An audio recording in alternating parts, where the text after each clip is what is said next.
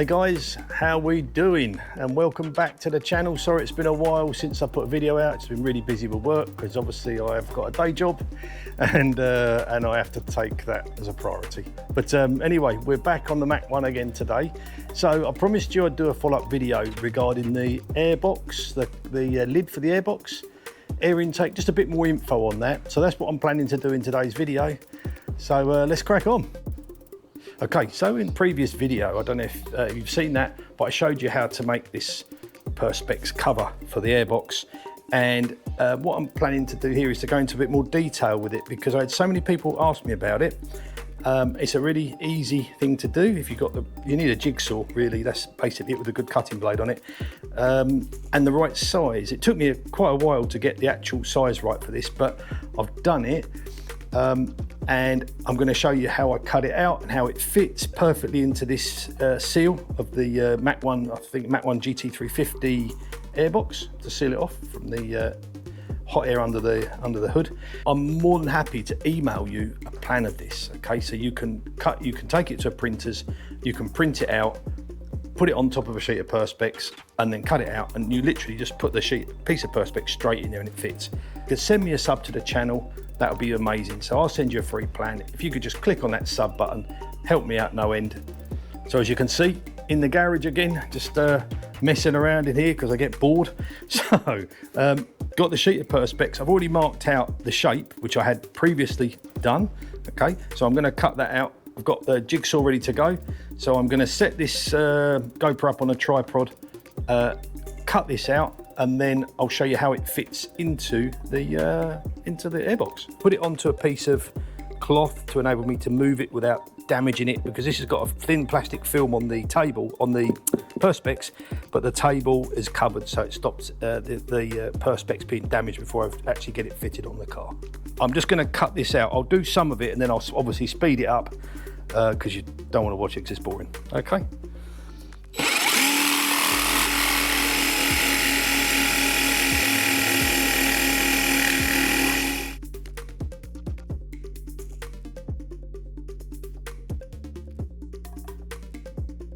Okay, so you can see we've cut out the lid now. That's done. Obviously, it's still got the plastic film over it, so it doesn't look very nice, but that's protecting it.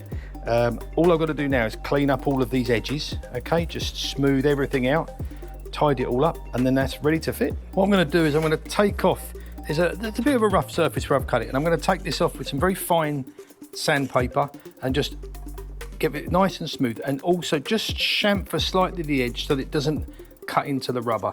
So it's really simple. You know, we're just going to go around the whole edge, just gently sand it round and just take off that burr, and it gives it a bit of a matte finish, but it will leave it nice and smooth.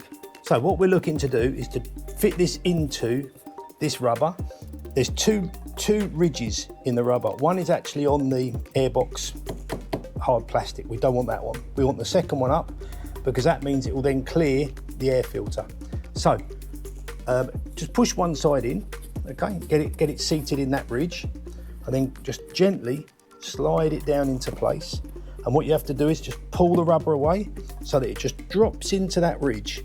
A little bit of work involved, not too much, just work your way around it. Make sure it fits in place and it goes right into that ridge and sits in there, and that ridge holds it in place. So we've got a little trick with this. Take the lower piece of film off, you don't need that. Leave the top one on, but just peel a corner back. So when you're pushing it into place, you don't get your fingers all over it. Then once it's all in place, you just slide the film off, no fingerprints. Right, we're all done. It's all in place and finished. Probably can't see it because now I've got all the film off of it. It's completely clear, but it's actually all in there, ready to go. Looks fantastic. It looks like factory to me. I mean, it's such an easy thing to do. It probably take you, what, an hour start to finish. And if you've got a jigsaw, all you need is the Perspex, the template, and that's it. I mean, I've really noticed the air temperatures come down, the inlet air temperature comes down super quick. That's when you start moving. It does go up in traffic a little bit, but it's always taking cold air from the front of the car. So working back from the airbox now, we're working back down, following the line of the inlet tube, and you can just see it in there. It follows right into the front of the car, and as we come through, you can just still see it just below where the camera is there. That's it. I don't think you can see the light on there. It's still following through, and then it is directly in line here with this vent. So let me see if I can get that right. So that's looking straight into the airbox now. Now what I did was I fabricated some panels. When I took this cover off, there's like a bar there. I think it's a support bar. And there's a gap this side. All of this side of the cover is a snorkel already created by Ford. Here there isn't one, and it goes straight into where the radiator is here. So what I did was I fabricated a plastic, fairly hard plastic panel and a small one on the bottom there to funnel the air in. So basically what you've got here is this air vent here and this piece here, which is open, are all one snorkel, and they're funneling the air straight into the airbox. The actual panel I created, I cut it with tin snips, and I cut it out of some very hard sort of rubber, flexible plastic, and I've held it in place with Velcro, and it's fantastic. It hasn't moved, it's super durable. I've been up the jet wash with it, no problem at all. I can't unfortunately show you it because it's all fixed in place and it's very hard to get it out.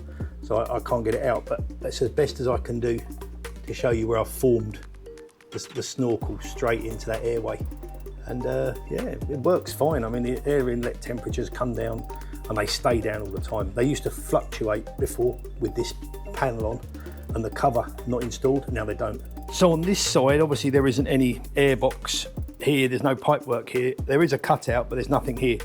But you've still got the air vent here. So what I did was I fabricated another panel at the back here, took this out so that it directs the air, because there's another bar here, support bar, and it just directs the air straight into the rad, so that both of the air vents are got the covers taken off of them. Okay guys, thanks for watching. This brings me to the end of the video for today.